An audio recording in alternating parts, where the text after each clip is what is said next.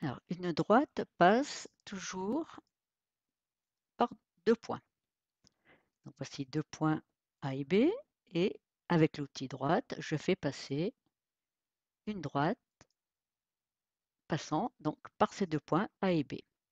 Je peux également, avec l'outil droite, créer les points par lesquels elle passe, simplement en cliquant deux fois sur ma zone de travail. Comme tout objet graphique, une droite a des propriétés dont une partie apparaît ici. Donc je peux changer la couleur de ma droite, lui changer sa forme, son épaisseur. Je reviens à un trait continu. Je peux faire afficher son nom.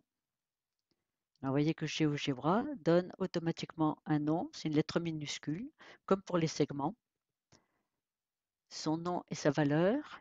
Alors la valeur d'une droite, eh bien, c'est son équation. Ou bien uniquement son équation, ou bien une légende. Ce qui nous intéressera, c'est éventuellement le nom de la droite.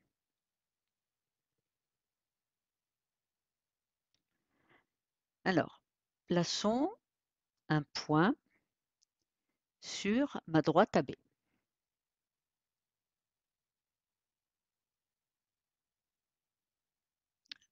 Mon point E. Alors, mon point E, il est de couleur bleu clair. Ce point E est un point qui est lié à ma droite AB. Ça veut dire qu'il pourra se déplacer librement sur ma droite AB, mais je ne peux pas, voyez, j'essaye de le tirer, je ne peux pas le faire sortir de ma droite AB. Si je change l'orientation de ma droite, eh bien le point E suit, mais il ne peut pas sortir de la droite AB.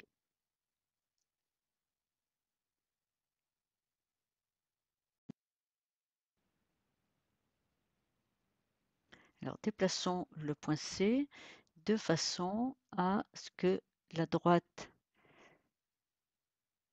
je vais faire afficher le nom de la droite CD, voilà, droite G, hein, coupe ma droite F. Et je vais faire afficher le point d'intersection entre ces deux droites. Donc je prends mon outil point et je vais cliquer le mieux possible sur ce point d'intersection. Ce point d'intersection, vous voyez qu'il est de couleur noire. Alors, pourquoi est-il de couleur noire? Parce que c'est un point qui est dépendant de mes deux droites G et F. C'est-à-dire que si je déplace une des droites, eh bien, mon point F se déplace également pour rester en permanence à l'intersection de ma droite G et de ma droite F. Si je fais la même chose avec ma droite F, droite AB, eh bien, vous voyez que le point F se déplace pour rester en permanence point d'intersection entre mes droites AB et ma droite CD.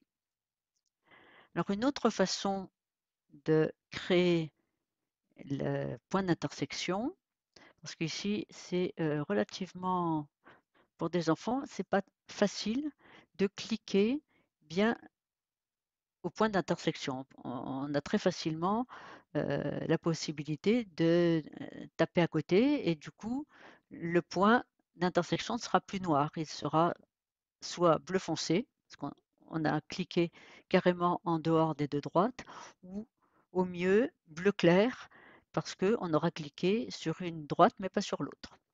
Donc, alors, je vais effacer ici mon point d'intersection et avec les enfants, il vaut mieux leur faire utiliser barre d'outils personnalisée. On va rajouter derrière l'outil droite, je vais rajouter l'outil intersection. Voilà. Alors cet outil est beaucoup plus intéressant parce qu'il suffit pour créer le point d'intersection de sélectionner l'outil et ensuite de cliquer sur la droite G, puis la droite F. Et l'outil me met automatiquement le point d'intersection de ces deux droites. Et donc, il suffit que je déplace mes droites pour que ce point d'intersection se déplace également. Je supprime une des deux droites, le point d'intersection, bien évidemment, sera supprimé en même temps. Alors, vous voyez, ce qu'il y a d'intéressant, c'est que lorsque je supprime une droite, eh bien, les points qui m'ont servi pour tracer la droite, eux, restent en place, ne sont pas supprimés. Si je fais la même chose pour la droite G, je supprime la droite G, mais les points par lesquels passer la droite sont conservés, ne sont pas effacés.